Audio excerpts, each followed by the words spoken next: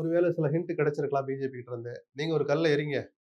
என்ன விளைவுகள் ஏற்படுத்துது அப்படின்னு பார்க்கலாம். ஆனா இல்ல அண்ணாமலையோட வாய்ஸ் வேற மாரி இல்ல இருக்கு. எடப்பாடியினுடைய அந்த பிடிவாத குணம், தன்னம்பிக்கை கலந்த பிடிவாத குணம். அப்படி கூட நான் கொஞ்சம் டீசென்ட்டாவே சொல்றேனே. அது கட்சிய எந்த லட்சணத்துல கொண்டாந்து வச்சிருக்கு.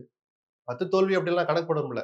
அவர் தலைமை பொறுப்புக்கு வந்ததிலிருந்து, ஒற்றை தலைமையாக ஆன பிறகு கூட எந்த தேர்தலையும் அவரால ஜெயிக்க முடியல அப்படிங்கிற அந்த உண்மைய கையில வச்சு பார்த்தா, 2ஆம் கட்ட தலைவர்கள், மாவட்ட செயலர்கள், ஒன்றிய கிளைக்கழக செயலாளர்லாம் கண்ணீர் வடிக்கிறாங்க. நம்ம கட்சி இந்த கதியை நோக்கி போகுதே அப்படின்னு. சரிதானா? அப்போ அது மாதிரியாக நினைக்கிற அந்த 2ஆம் கட்ட தலைவர் மனசுல ஒரு சிந்தனைய விதைக்கிறதாவும் இது முயற்சியா இருக்கலாம். பிஜேபியின் தூண்டுதல்னு சொல்ல மாட்டேன். பிஜேபி ஒரு பிளான பண்ணலாம். ஏன்னா அதிமுகவோட எதிர்காலத்துல கூட்டணி வைக்கணும்னா, சிதைந்து போன அதிமுகவோட கூட்டணி வச்சு ஒரு பிரயோஜனம் இல்ல. வலுவாக இருக்கிற அதிமுகவோட கூட்டணி வச்சா தான் பிஜேபிக்கு ஏதாவது ஒரு பிரயோஜனம் கிடைக்கும். அதனுடைய தொடக்க புள்ளியா கூட இது இருக்கலாம். எந்த எண்ணத்துல இப்ப தினகரன் சொன்னார்ன்னு எனக்கு தெரியாது. இல்ல ஆனா இப்ப பாஜகவோட கூட்டணி இல்லைன்னு சொல்லும்போது பட்டாசு வெடிச்சு கொண்டாடுனாங்கல்ல ம். அதிமுக தொண்டர்கள். இப்ப அந்த இல்லைன்னு சொல்றதுக்கு 10 நாள் முன்னாடி டெல்லிக்கு போயிட்டு வந்தீங்களே, ஏன்னு இன்னைக்கு வரைக்கும் எடப்பாடி சொல்லுவாரா? ஒரு மோதல் இல்ல, ஒரு சண்டை. அண்ணாமலைய கண்டிச்சு வைங்கன்ற ஒரு ஒற்றை கோரிக்கை. அத மதிக்கல.